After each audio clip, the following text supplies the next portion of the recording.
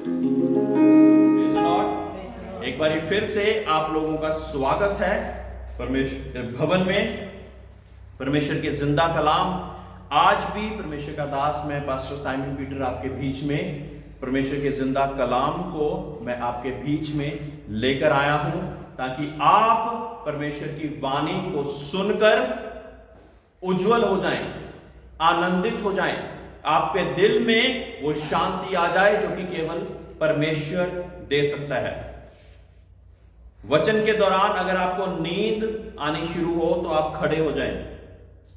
मैं माइंड नहीं करूंगा, मैं डिस्ट्रैक्ट भी नहीं होऊंगा। खड़े हो जाएं लेकिन सोए ना। वचन कान में पड़ेंगे तो क्या होगा? तुम सत्य को जानोगे और सत्य तुम्हें स्वतंत्र करेगा। ठीक है, तो सत्य से स्वतंत्रता को हमने हासिल करते जाना है, उसको रुकने नहीं देना। कोई है जो कि हमें सुलाना चाहता है, जो कि हमें अलग अलग चीजों में फंसाना चाहता है, ताकि हम वचन की भरपूरी को हासिल ना कर सकें। Praise the Lord. हमें परमेश्वर से जुदा पाप करता है। क्या करता है? पाप हमें परमेश्वर से जुदा करता है। लेकिन यह है पाप, यह हमें परमेश्वर से जुदा करता है। पाप से पहले परीक्षा आती है। पाप से पहले परीक्षा आती है। इंग्लिश में टेम्पटेशन बोलते हैं उसको। ठीक है, और उसके अलग अलग उकसाया जाता है। टेम्पटेशन को उकसाया जाना भी बोला जाता है, या प्रलोभन, मोह, लालच, ये सारी चीजें हमारे सबसे पहले विचारों से शुरू होती हैं। कहां से शुरू होती हैं? विचारों से। ठीक है, सबसे पहले कहां से शुरू होती हैं? विचारों से। विचार अच्छे कौन डालता है आपके मन में? परमेश्वर, पाकरू, परमेश्वर का कलाम। ठीक है, बुरे विचार कौन डालता है? हैं? शैतान डालता है। निर्णय किसने लेना है? उसको पीछे करें, लाइट जला के बस छोड़ दें उसको।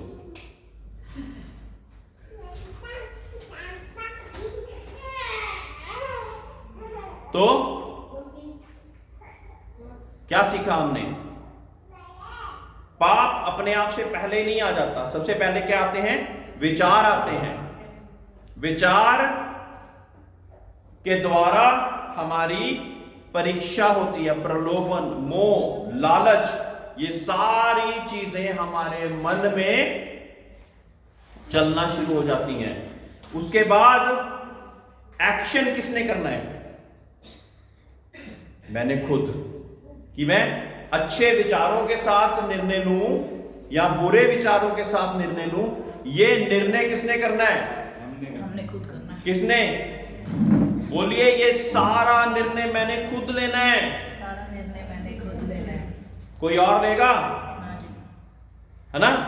अब यहां से आपको परमेश्वर के वचन सुनाए जा रहे हैं। जब आप संसार में जाते तो अलग अलग बातें बताई जा रही हैं, अलग अलग लोभ दिए जा रहे हैं, लालच दी जा रही है, अलग अलग चीजों के और हम खिंचते रहते, उकसाए जाते।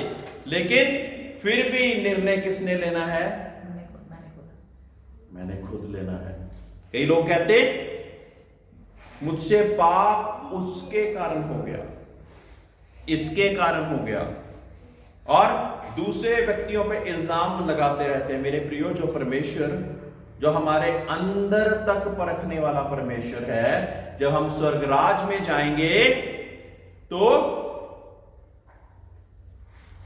आपका निर्णय आपसे पूछेगा। मैं ये नहीं कह सकता कि मैंने उसके कारण ऐसा कर दिया था, इसके कारण ऐसा कर दिया था, उसके कारण ऐसा कर दिया था। ये लोग आ सकते हैं, हमारे रास्ते में जरूर आ सकते हैं, लेकिन अंत में निर्णय किसने लेना है? निर्णय किसने लेना है? हमने खुद निर्णय लेना है, क्योंकि पहले तो विचार ही आए हैं ना। निर्णय कार्यरत करने वाला मैं खुद हूं। Praise the Lord. बोलिए, निर्णय कार्यरत करने वाला मैं खुद हूं। निर्णय कार्यरत करने वाली मैं खुद हूँ। एक और बात बोलिए, मैं अपने निर्णयों का राजा हूं। मैं अपने निर्णयों का राजा हूँ। मैं किसी और की वजह से निर्णय नहीं लेता। मैं किसी और की वजह से निर्णय नहीं लेती। मैं अपने निर्णय खुद ले सकता हूं। मैं अपने निर्णय खुद ले सकता हूँ। एक बात और जरूरी बोलिए, अब मैं अपने निर्णय परमेश्वर के कलाम के अनुसार लूंगा। अब मैं अपने निर्णय परमेश्वर के कलाम के अनुसार लूंगी। Praise the Lord, praise the Lord. हमने सीखा कि पिछले सप्ताह हमने सीखा कि रिश्ता परमेश्वर के साथ मजबूत कैसे करना है। अब रिश्ता टूटने का कारण आज हम सीख रहे हैं कि वो है पाप। पाप एकदम से उत्पन्न नहीं हो सकता। आपके ऊपर परीक्षा आती है, फिर पाप उत्पन्न होता है। परीक्षा के सबसे पहले कार्यक्रम क्या होते हैं कि हमारे मनों में विचारों को लेकर आना, दुविचारों को लेकर आना और सुविचारों को लेकर आना। दुविचार को अगर लेके आएंगे तो क्या होगा? हम दुष्ट और उसकी ओर खींचते चले जाएंगे। सुविचारों को लाएंगे तो हम परमेश्वर और उसकी ओर खींचते चले जाएंगे। परमेश्वर का वचन यूं भी सिखाता कि पाप की मजदूरी तो मृत्यु है। अब जिसकी हम मजदूरी करते हैं उसके अनुसार हमें चलना पड़ता है। जिसकी हम मजदूरी करते हैं ना, 8 घंटे हमने अपने किसी को दे दिए तो 8 घंटे उसी मालिक के अनुसार चलना पड़ेगा। मानते हैं आप इस बात को? अब पाप की मजदूरी क्या है? जब दुष्ट अलग अलग विचारों को आपके जीवन में लेकर आए और आप उसके अनुसार चल पड़े तो क्या हुआ? ये हम गुलाम उसके हो गए और उसके अनुसार ही चल पड़े। हम आजाद लोग हैं कि स्वतंत्र लोग हैं? आजाद। हम आजाद लोग हैं। तो जब आजाद लोग हैं तो हम ये नहीं कह सकते कि मैंने ये पाप किसी और की वजह से कर दिया, किसी और की वजह से कर दिया, क्योंकि मजदूरी पाप की मृत्यु है। लेकिन परमेश्वर यीशु में हमें अनंत काल का जीवन मिल जाता है, उसमें प्रवेश करना मिल जाता है। सब लोग इतनी बात को समझ गए? बिल्कुल क्लियरली है ना? समझ गए ना? तो हर पाप की मजदूरी मृत्यु है। तो हमें मृत्यु के बंधन से कौन छुड़ा सकता है? हाँ, प्रभु यीशु मसीह। विश्वास ही के द्वारा अनुग्रह से हमारी क्या हुई है? हमारा उद्धार हुआ है। विश्वास, ये आयत मैंने आपको याद करवाई थी, इंद्रांटी याद करो। विश्वास ही से अनुग्रह के द्वारा हमारा उद्धार हुआ है। Praise the Lord. तो परमेश्वर यीशु मसीह है जो कि हमें उस अनुग्रह के द्वारा, उस पर विश्वास करने के द्वारा हमें उस पाप की बंधन से छुटकारा दे देता है। जब पाप के बंधन से छुटकारा मिल जाता है तो क्या हम फिर पाप करते रहें? No. फिर तो इसका मतलब कि पाप के बंधन से छुटकारा नहीं मिला। अगर पाप के बंधन से छुटकारा मिल गया होगा तो क्या होगा? हम पाप नहीं करेंगे। मत्ती 26 का 41,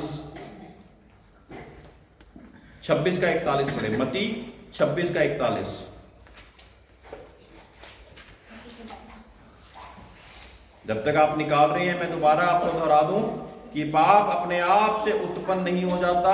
पहले विचार आते हैं, विचार के द्वारा हम उकसाए जाते हैं, लोभी और लालची होने के बाद हम उस पर जब निर्णय लेते हैं तब पाप उत्पन्न होता है। 26 की 41 पढ़िए जी। जागते रहो और प्रार्थना करते रहो कि तुम परीक्षा में ना पड़ो। आत्मा तो तैयार है परंतु शरीर दुर्बल है। अब अगर हमने परीक्षा से बचना है तो क्या करना पड़ेगा? जागते और प्रार्थना करते रहो। अगर ये बात लिखी है तो ये झूठ है। तो हम जागते और प्रार्थना तो नहीं करते, बाकी सब कुछ करते हैं। अगर हम जागते और प्रार्थना करते नहीं रहेंगे तो हमें किसी परीक्षा में फंस सकते हैं कि नहीं फंस सकते? फंस सकते हैं। इसलिए हमें जागते और प्रार्थना करते रहना है ताकि हम परीक्षा में ना फंसे। कौन कौन परीक्षा में फंसना चाहता है? फंसिए। हाँ, हम प्रार्थना करना चाहते हैं। हम परीक्षा में ना फंसे लिखा है। इसका मतलब ये नहीं है कि परीक्षा आएगी नहीं। Please be very clear. परीक्षा में ना फंसे यानी कि परीक्षा तो आई लेकिन उसमें हम फंसे नहीं। उसमें से निकलने के लिए हमें वो सामर्थ्य मिल गई परमेश्वर के साथ प्रार्थना करने से। समझ रहे हैं? उसके बाद मैं अगर ये कहूं कि आपके ऊपर परीक्षा ही नहीं आएगी तो गलत हो जाएगा। परीक्षा तो आएगी लेकिन हम परीक्षा में फंसेंगे नहीं। बोलिए, मैं परीक्षा में नहीं फंसूंगा। जागते और प्रार्थना करते रहेंगे तब परीक्षा में नहीं फंसेंगे। और अगर सोते और बाकी दुनिया के काम करते रहेंगे तो परीक्षा में फंसेंगे। तो हमारा परीक्षा में फंसना स्वाभाविक है। स्वाभाविक है क्योंकि हमारा शरीर जो है वो हमें परीक्षाओं की ओर उकसाता रहता है और परमेश्वर की आत्मा जो है वो हमें परमेश्वर की ओर चलने को कहती है। अब हमारा शरीर बलवान है कि आत्मा बलवान है, ये मनुष्य के चलने फिरने से पता लग जाएगा। अगर आत्मा बलवान है तो शरीर के कामों पर विजय होगी, और अगर शरीर बलवान है तो शरीर के कामों पर विजय होगी। शरीर के काम तो संभव है। शरीर के काम क्या है? क्या है वो काम? ईर्ष्या, नफरत, लालसा, व्यभिचार, पियक्कड़पन, लुचपन इत्यादि। ऐसे बहुत से काम जो हैं, ये सारे काम कैसे हैं? कैसे हैं भारत जी? शारीरिक। आप क्या यहीं पे हैं? तो जवाब देते रहेंगे, मुझे लगेगा सभी लोग जागे हुए हैं। जो जागे नहीं है वो खड़े हो जाएंगे ताकि वो ये जो सोना है ना, ये भी एक तरह से हमारी परीक्षा हो जाती है। कई बार है ना, प्रार्थना में नींद आ जाती और कई बार वचन पढ़ते हुए नींद आ जाती। तो इस पर विजय कैसे पानी है? अपनी आत्मा को मजबूत करके, अपनी आत्मा को मजबूत करके। मेरे प्रियो, इस एक बात को कुंजी बनाकर अपने साथ पकड़ लेना। वो क्या बात है कि जिस दिन आपने परमेश्वर की प्रार्थना करने का निर्णय लिया होगा, चर्च आने का निर्णय लिया होगा, तो बहुत सी ऐसी बातें होंगी जो कि आपकी रुकावट का कारण बनेंगी। आपको समय से ना पहुंचने के लिए उत्साहित करेंगी। तरीका वही आजमाया जाएगा। विचार, सबसे पहले विचार, फिर परीक्षा, फिर पाप हो जाएगा। कलीसिया पे आने से पहले कभी आपने सोचा कि हमें कपड़े धोने की याद आ जाते हैं? उसी समय हमारे घर पे गेस्ट क्यों आ जाते हैं? उसी समय हमारे को कोई अलग अलग फोन आने क्यों शुरू हो जाते हैं? उसी समय पे हमें कोई बहुत बड़ा पैसों वाला काम ऑफर क्यों नहीं कैसे आ जाती है? मेरे प्रियो, दुष्ट हर एक तरीका आजमाता है कि आपके कानों में परमेश्वर के वचन ना जाए। निर्णय लेकिन फिर भी आपने लेना है। निर्णय हमने लेना है कि हम उन चीजों को दूर करते हैं कि हम उन चीजों को कबूल करके हम कहते हैं स्वागत है तुम्हारा। कलीसिया तो बाद में देखी जाएगी, परमेश्वर के नजदीकी में बढ़ना तो बाद में देखा जाएगा, पहले मैं ये काम कर लूंगा। बहुत से लोग हैं जिसको दुष्ट ने बार बार इन परीक्षाओं में डाला और वो जीता। बहुत ही शर्म की बात। बोलिए, मैं दुष्ट को इन परीक्षाओं के द्वारा जीतने नहीं दूंगा। जोर से, मैं दुष्ट को इन परीक्षाओं के द्वारा जीतने नहीं दूंगा, क्योंकि मैं परमेश्वर यीशु में जीवन से बढ़कर हूं। Praise the Lord, hallelujah. अब परीक्षा कैसे आएगी? और परीक्षा चलते फिरते विचारों से जब आती तो हमने उन विचारों के ही स्तर पर उनको नष्ट कर देना है। व्यभिचार का ख्याल आए, दारू का ख्याल आए, ईर्ष्या का ख्याल आए, जिसने हमें कोई गाली सुनाई हो उसको गाली सुनाने का ख्याल आए तो क्या करना है? वहीं पे खत्म, वहीं पे उसको प्रभु यीशु के नाम से खत्म कर देना है। और अगर हमारे चलने फिरने से, हमारी भाषा से हमने एक्शन ले लिया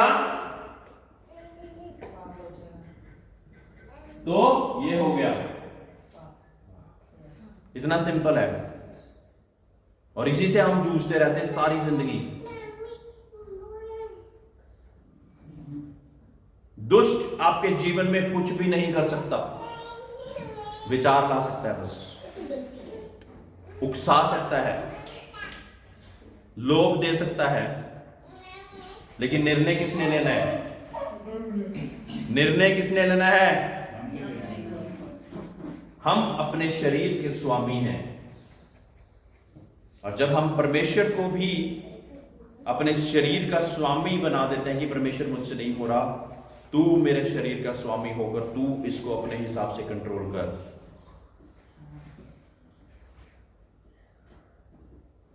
हम तुझ से प्राणियों को परमेश्वर ने एक स्वतंत्र इच्छा दी हुई है। सोचिए, स्वतंत्र इच्छा परमेश्वर के पास है और उसने हमें भी स्वतंत्र इच्छा दे दी, जबकि हमें पता नहीं कि हम उस स्वतंत्र इच्छा को कैसे इस्तेमाल करेंगे। अच्छा भी कर सकते हैं, बुरा भी कर सकते हैं, फिर भी परमेश्वर ने, क्योंकि मुझे और आपको परमेश्वर ने अपनी शक्ल और सूरत में बनाया, इसलिए स्वतंत्र इच्छा दे दी कि मैंने ही चुनाव करना है। चुनाव मैंने ही करना है। परमेश्वर यीशु मसीह के द्वारा जो ना हो सकता था मेरे लिए, वो उसने मेरे लिए कर दिया। क्रूस पर कुर्बानी देकर, है ना, पिछली बारी हमने सीखा, सारे ग्रंथों की सारी बातों को पूरा कर कर, आखिरी कतरा लहू का बहाकर क्रूस पर कुर्बानी देकर उसने तो सब कर दिया। फॉर हिम, उसके लिए सारा काम उसने हमारे लिए समाप्त करके छोड़ दिया है। हमने विश्वास लाना है।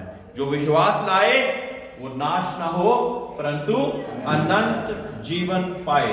अविश्वासी नाश भी होंगे और अनंत जीवन को भी नहीं पाएंगे। बिल्कुल क्लियर बता रहा हूं, क्योंकि ये जो विचार बोले जा रहे हैं ना, ये जब आप परमेश्वर के सिंहासन के सामने खड़े होंगे, आप कहोगे कि परमेश्वर ऐसा तो हमने कभी सुना ही नहीं, हम कैसे दोषी ठहराए जाएंगे। तब आपको ये वीडियो दिखाई जाएगी, पास्टर साइमन बोल रहा था और आपने उसकी बातों को अनदेखा कर दिया, अनसुना कर दिया। बहुत ही कष्ट वाली वो बात होगी। मेरे प्रियो, जब परमेश्वर इतना प्यार करने के बाद आपके लिए वो कुर्बानी करके बैठा हुआ है और आपके लिए वो रास्ता तैयार करके बैठा हुआ है, वो सत्य का रास्ता जो कि आपको परमेश्वर के भवन में, परमेश्वर के स्वर्ग राज में एंट्री कराने के लिए, वो कहता कि मैंने स्वर्ग राज में ऐसा कुछ भी नहीं था जो कि तुम्हारे लिए छोड़ दिया हो। मैंने यीशु तक को, अपने इकलौते पुत्र तक को कुर्बान कर दिया, तो मैं क्यों कर कोई अच्छी चीज तुमसे छुपा कर रखूंगा। लेकिन नियम के अनुसार हम सीख रहे हैं परीक्षा के द्वारा पाप कैसे हो जाता है ना।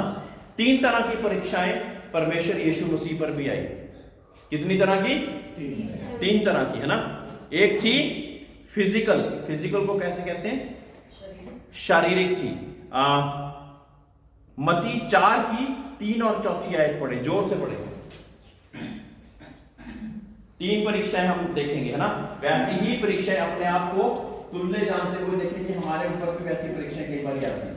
तब परखने वाले ने पास आकर उससे कहा, यदि तू परमेश्वर का पुत्र है तो कह दे कि ये पत्थर रोटियां बन जाएं। यीशु ने उत्तर दिया, लिखा है, मनुष्य केवल रोटी ही से नहीं परंतु हर एक वचन से जो परमेश्वर के मुख से निकलता है जीवित रहेगा। नहीं, 1 मिनट। ये है शारीरिक परीक्षा, यानी कि जो चीज शरीर में जाती है। क्या है वो? रोटी। मैं आज परमेश्वर से पूछ रहा था कि ये लोग जो हैं, ये मेरे पास जो आते हैं, ये दिहाड़ीदार लोग हैं, रोटी कपड़ा मकान वाले लोग हैं। और परमेश्वर ने अभी मुझे क्या मुकाशवा उतारा कि ये भी एक परीक्षा है जो कि परमेश्वर से हमें कई बार दूर लेके जाती है। हाँ, लोग क्या कहते कि पास्टर जी नहीं जाएंगे तो रोटी कैसे खाएंगे, हमें वहां पे दिहाड़ी करने तो जाना ही पड़ेगा ना, नहीं जाएंगे तो रोटी कैसे खाएंगे। और परमेश्वर यीशु मसीह को शैतान ने कहा, तू परमेश्वर का पुत्र है। क्या कहा? दोबारा पढ़े। यदि तू परमेश्वर का पुत्र है तो कह दे कि ये पत्थर रोटियां बन जाएं। यदि तू परमेश्वर का पुत्र है तो कह दे कि ये रोटियां, ये पत्थर रोटियां बन जाएं। सबसे पहले 2 चीजों पे क्वेश्चन किया गया है। यदि, यानी कि यदि तू परमेश्वर का पुत्र है। अब परमेश्वर का पुत्र को क्या कहा जा रहा है कि यदि तू परमेश्वर का पुत्र है, उसकी आइडेंटिटी पे क्वेश्चन किया जा रहा है, सवाल उठाया जा रहा है उसकी आइडेंटिटी पे, पहचान पर। कई बारी हमारी पहचान पर दुष्ट ये क्वेश्चन करता है। क्या करता है? तू तो विश्वासी है, तेरे साथ ऐसा क्यों हो रहा है? या यदि तू विश्वासी है तो तेरे साथ ऐसा क्यों हो रहा है? और हम उसी में कहते ओहो, और हम ऐसे ऐसे बैठ जाते, ओहो हो सकता है मैं विश्वासी ही नहीं हूं। और वो खुश हो रहा होता है, हरा दिया ना एक ही विचार लाकर।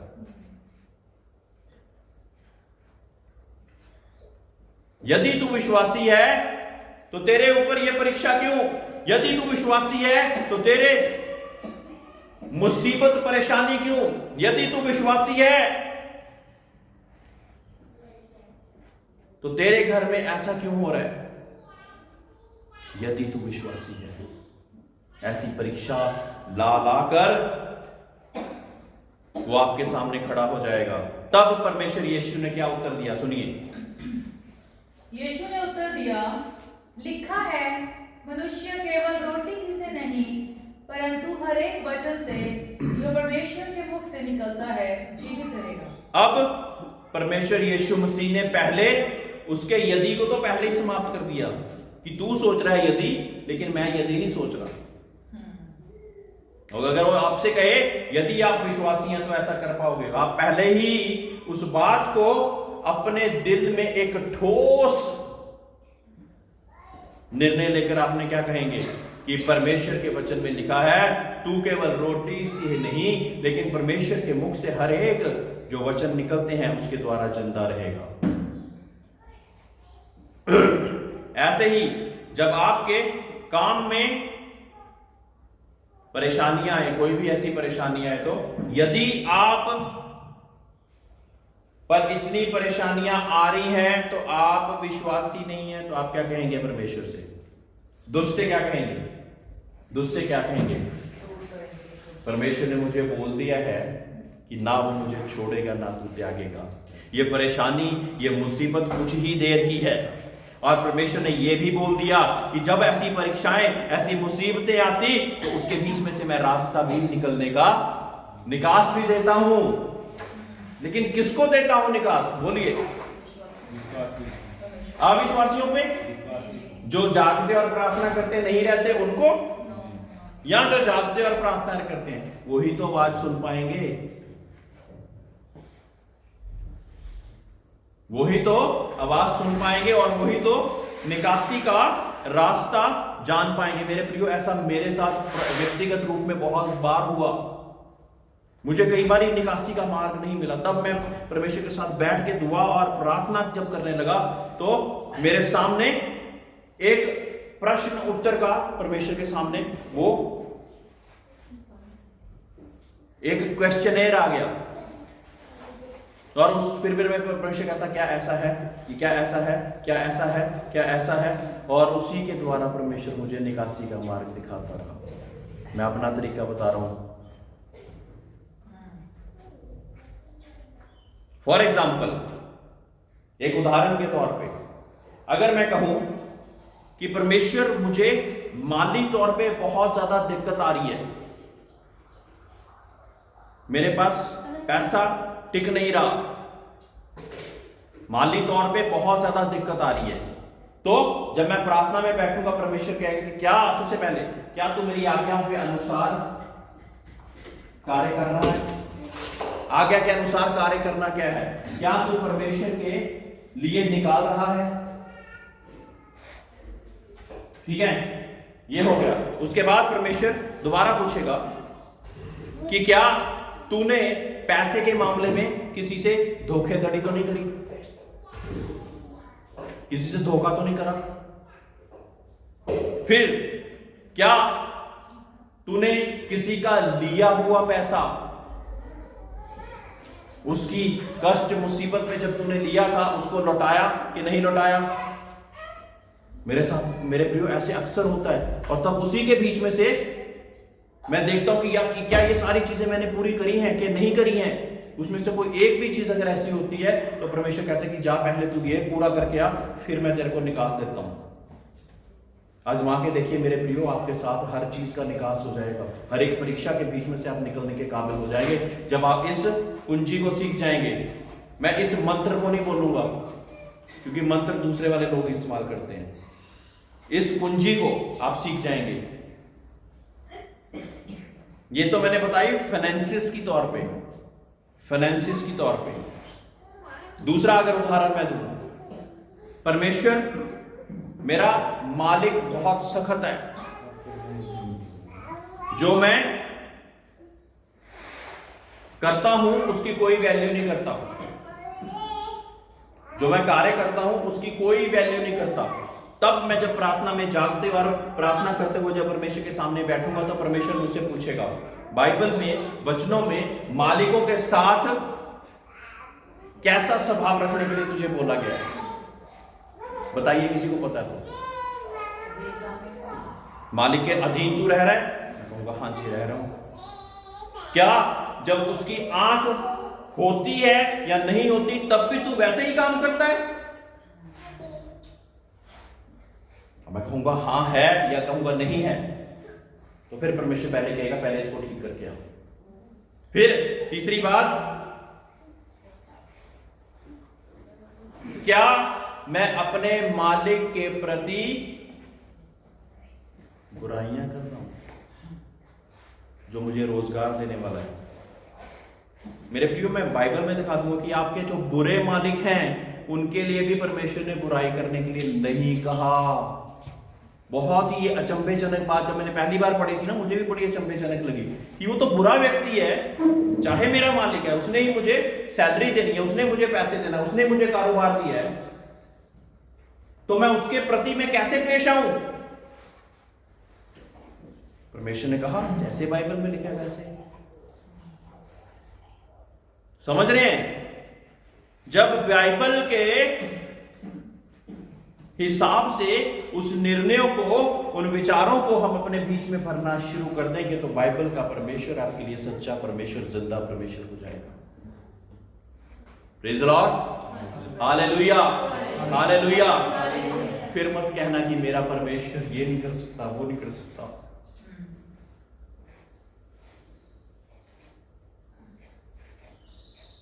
मत्ती 4:5 और 7।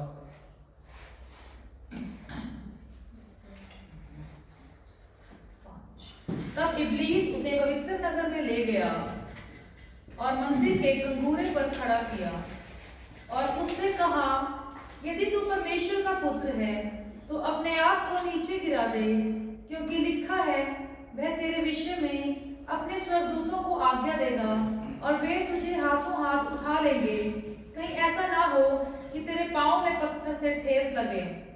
यीशु ने उससे कहा, यह भी लिखा है, तू प्रभु अपने परमेश्वर की परीक्षा ना कर। Praise Lord. पहली परीक्षा थी शारीरिक, दूसरी परीक्षा है इमोशनल। इमोशनल क्या होता है? एक तरह से मानसिक कह सकते हैं। दोबारा उस वचन को दोबारा पढ़िए। तब इब्लीस उसे पवित्र नगर में ले गया और मंदिर के कंगूरे पर खड़ा किया और उससे कहा, यदि तू परमेश्वर का पुत्र है तो अपने आप को नीचे गिरा दे, क्योंकि लिखा है, वह तेरे विषय में अपने स्वर्गदूतों को आज्ञा देगा और वे तुझे हाथों हाथ उठा लेंगे, कहीं ऐसा ना हो कि तेरे पांव में पत्थर से ठेस लगे। यीशु ने उससे कहा, यह भी लिखा है, तू प्रभु अपने परमेश्वर की परीक्षा ना कर। अब यहां पे कई बार हम परमेश्वर की परीक्षा करनी शुरू कर देते हैं। क्या कहते हैं कि यदि तू मेरा परमेश्वर है तो मेरे लिए आ करके दिखा, असी भावें कुछ भी ना कीता हो। यदि तू मेरा परमेश्वर है, तू बाइबल का परमेश्वर है, तो तू मेरे लिए ये करके दिखा। मेरे प्रिय, चींटी भी नहीं है हम परमेश्वर के सामने, जिसके इतने बड़े परमेश्वर के सामने, जिसको हम ऐसा बोलने की कोशिश कर रहे हैं। वो चाहे तो इस बात के लिए आपको ऐसे बुलबुले की तरह फूंक मार के नष्ट कर दे, लेकिन वो नहीं करता। बार बार प्यार के द्वारा आपको चांसेस देता रहता है। यदि तू परमेश्वर का पुत्र है तो तू अपने आप को वहां से गिरा, क्योंकि बाइबल में लिखा है कि वो अपने फरिश्तों को आदेश देगा कि वो तुझे हाथों हाथ उठा ले। वचन के द्वारा ही बातचीत कर रहा है। देखा आपने शैतान भी यहां पे के बाहर बात कर रहा है। इसलिए हमें वचन भी आने चाहिए। अगर परमेश्वर का एक वचन ही हम जानते हैं तो दूसरा उसका भी पता होना चाहिए कि किस समय पे कौन से वचन को इस्तेमाल करना है। परमेश्वर की परीक्षा लेने वाले हम कोई भी नहीं होते।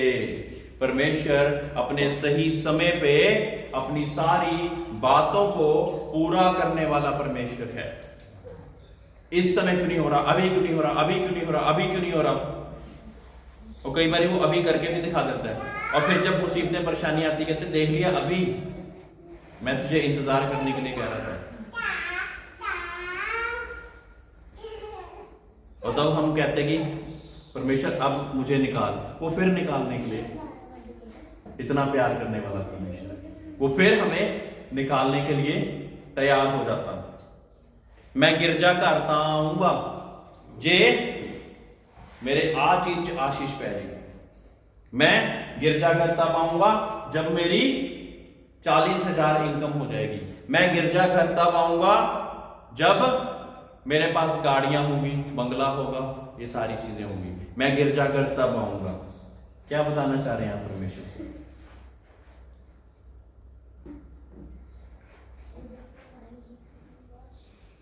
परमेश्वर को हमें, हमारी जरूरत है कि हमें परमेश्वर की जरूरत है? हमें है उसकी जरूरत। उसके भवन में हम डरते और कांपते हुए परमेश्वर के चरणों में आते हैं, है ना?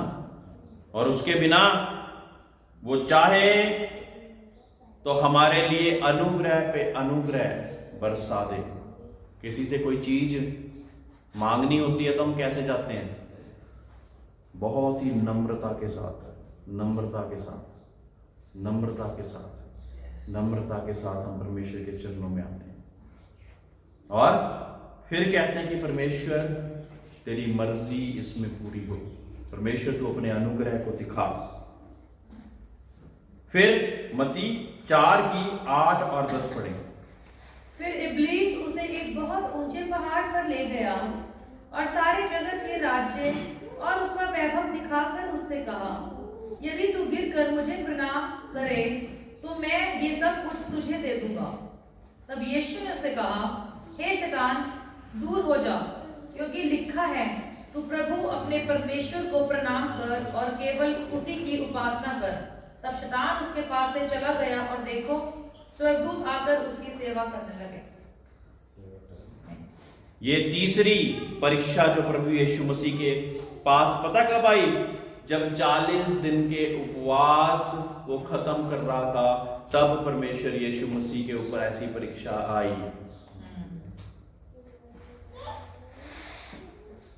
सोच रहे हैं कि परमेश्वर, वो सोचे कि मैं तो फास्टिंग प्रेयर कर रहा हूं, मेरे पे क्यों ऐसी प्रॉब्लम आ रही है? सोचिए, कई बार हम ऐसे सोचते हैं कि मैं तो उपवास प्रार्थना कर रहा हूं, मेरे पे क्यों कठिनाई, मेरे पे क्यों मुसीबत? क्योंकि परमेश्वर चाहता है कि इन फास्टिंग प्रेयर में आप उस मुसीबत का सामना करके उसमें से जीतें। फास्टिंग प्रेयर ना बंद कर दें। कई कहते हैं कि मुसीबत परेशानी फास्टिंग प्रेयर में ही आ रही है, आप फास्टिंग प्रेयर बंद कर दो। मैं क्या, ये कौन सी नॉलेज है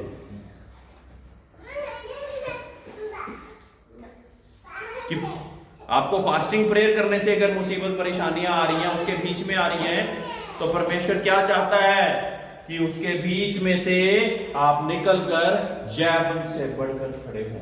मेरे प्रियो, उस समय पे जब आप परमेश्वर को पुकारेंगे तो परमेश्वर आपको जयवंत करेगा। मुसीबत परेशानी में परमेश्वर को छोड़े नहीं, उसको और ज्यादा पुकारें ताकि वो हमें निकासी दे। 3 परीक्षाएं कौन बता सकता है? मैंने 3 परीक्षाएं बताई हैं अभी आपके सामने। नेक्स्ट संडे नहीं आया, अभी पारस बताएगा। 3 परीक्षाएं जो मैंने बताई प्रभु यीशु मसीह पर आई।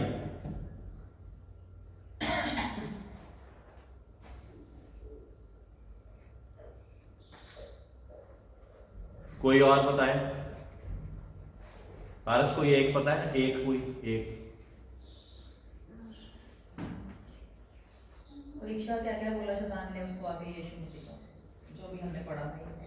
बोला पत्थरों से बोल ये रोटियां बोल रहे हैं। पहली परीक्षा रोटी की परीक्षा, ठीक है, और क्लियरली बताने की कोशिश करता हूं। रोटी की परीक्षा। दूसरी परीक्षा अपने परमेश्वर को टेस्ट करना कि यदि तू परमेश्वर है तो मेरे लिए ऐसा करके दिखा। दूसरी परीक्षा। तीसरी परीक्षा कि तू मेरे सामने दंडवत कर दे तो मैं सारी दुनिया की कायनात तुझे दे दूंगा। ये परीक्षा में तो सारे गिर जाते हैं, और बाकी भी जो 2 परीक्षा है ना उसमें भी गिरते ही है वैसे, अगर परमेश्वर साथ ना हो। पैसे के आगे तो हर एक कोई झुक जाता ना। वो कहता चर्च ना जा, मैं तुझे पैसे दे देता हूं। सिंपल एग्जांपल, तू आज चर्च ना जा, मैं तुझे पैसे दे देता हूं। और हम कहते ओ वाह यही ठीक है। इस परीक्षा में कितनी बार हम गिरते हैं। परमेश्वर चाहता कि हम जयवंत से बढ़कर बने। आगे समय ऐसे आने वाला, आपको बोला जाएगा, ऑनलाइन वाले लोग भी प्लीज देखें, और ऐसा समय आने वाला है, आपको बोला जाएगा। अभी तो लोग ये कहते हैं ना कि लोग पैसे देके आपको मसीह बनाते हैं, और मैं तो उनसे पूछता कि मुझे भी बताओ कहां पे पैसे दिए जा रहे हैं, 2-4 लाख मैं भी ले लूं, ठीक है। आगे जाके समय एक और आने वाला है, और वो समय पता क्या होगा? वो समय वो होगा जब आपको बोला होगा परमेश्वर को छोड़ दो, हम तुम्हें इतने पैसे देते हैं। वाक्य ऐसा होगा। आगे देखें, सिर्फ आगे देखें। परमेश्वर को छोड़ दो, हम तुम्हें इतने पैसे देंगे, और बहुत से लोग उसको छोड़ने के लिए तैयार हो जाएंगे। कह दो कि यीशु तुम्हारा प्रभु नहीं, हम तुमको इतने पैसे दे देंगे, और बहुत से लोग उसमें तैयार हो जाएंगे। मेरे प्रियो, अगर ये वचन आपके अंदर दृढ़ता के साथ नहीं बसा हुआ तो कभी भी डोल जाओगे। तब आपको क्या जवाब देना है कि परमेश्वर का वचन मेरे लिए काफी है, वो जिंदा कलाम को मैं छोड़ नहीं सकता। तुम मेरे शरीर को तो नष्ट कर सकते हो, लेकिन मेरी आत्मा को नष्ट नहीं कर सकते। मेरी जवाबदारी मेरी आत्मा ने जाके परमेश्वर को देनी है। शरीर तो मिट्टी है, मिट्टी में मिल जाएगा, लेकिन जब मैं परमेश्वर के नाम से उन तीनों परीक्षाओं को क्लियर, आज भी सारी परीक्षाओं की जड़ मेरे ख्याल से ये 3 परीक्षाएं ही होती हैं। रोटी के पीछे बंदा भागता है, जो परमेश्वर यीशु मसीह पर 40 दिन के उपवास में परीक्षा आई। दूसरी परीक्षा कौन सी थी? बता दीजिए। हाँ, दूसरी परीक्षा है अपने प्रभु को मानने के लिए। दूसरी परीक्षा थी अपने प्रभु को टेस्ट करना, उसको उसकी परीक्षा लेना कि यदि तू परमेश्वर है मेरे लिए ये कर, यदि तू परमेश्वर है मेरे लिए ये कर, यदि तू परमेश्वर है मेरे लिए ये करके दिखा। यदि तू परमेश्वर है तो मुझे जॉब दिलवा, यदि तू परमेश्वर है तो मुझे गाड़ी दिलवा, यदि तू परमेश्वर है मुझे बंगला दिलवा, यदि तू परमेश्वर है तो मेरे लिए पहले ये कर। हमें परमेश्वर चाहिए। परमेश्वर हमारे बिना भी अपने किंगडम को चलाने के योग्य है। वो सर्वसामर्थी परमेश्वर है, लेकिन फिर भी हमसे क्योंकि प्यार करता है इसलिए इकलौता पुत्र दे दिया। तीसरी परीक्षा क्या थी? धन दौलत पैसा, ये सारी चीजें। और मैंने क्या बताया कि एक समय ऐसा आने वाला है जब आपको कहा जाएगा परमेश्वर यीशु का इनकार कर दे तो हम इतने डॉलर तुझे दे देंगे, इतने पैसे दे देंगे, ये घर दे देंगे, सारा कुछ दे देंगे।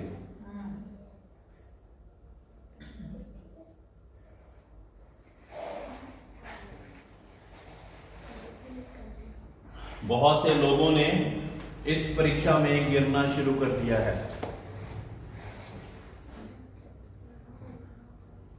जहां पे परमेश्वर का नाम होना चाहिए, वो जिंदा परमेश्वर का नाम होना चाहिए, वहां पे अपना नाम लगा दिया उसने। ये कौन सी परीक्षा है बताइए? अपने आप को परमेश्वर से ऊंचा करके दिखाना। काम परमेश्वर के करने, क्या होगा? प्राइड हमारे अंदर आ जाएगा, हमारे अंदर घमंड आ जाएगा कि शायद ये सारी चीजें मैं कर रहा हूं। लूसीफर को किस लिए गिराया था? घमंड के कारण गिराया था। उसने क्या कहा था कि मैं अपना सिंहासन परमेश्वर के सिंहासन से ऊपर लगाऊंगा। आज मुझे अगर मेरी प्रार्थना से कोई ठीक होता है तो मुझे ना, आप अगर मेरी तारीफ करना चाहते हो तो मैं हाथ जोड़ देता हूँ, प्लीज आप परमेश्वर की तारीफ करिए। परमेश्वर के जन्म के द्वारा ये हुआ। सोर्स कौन था? वो था परमेश्वर, उसने करा। वो ना होता तो मैं भी आपके सामने ना खड़ा होता। वो है, इसलिए मैं आप लोगों के लिए प्रार्थनाएं दुआएं प्रार्थनाएं कर पाता हूं और आपके जीवनों में उद्धार, चंगाई और छुटकारे आते हैं। अगर वो ना होता तो ऐसा नहीं हो सकता, है ना? समझ रहे हैं? मेरे ख्याल से आप इतना ही सीख पाओगे। मेरे पास टॉपिक बहुत बड़ा है अभी ये, लेकिन मैं अभी फिर से हर चीज को दोबारा दोहराकर मैं समाप्त करूंगा।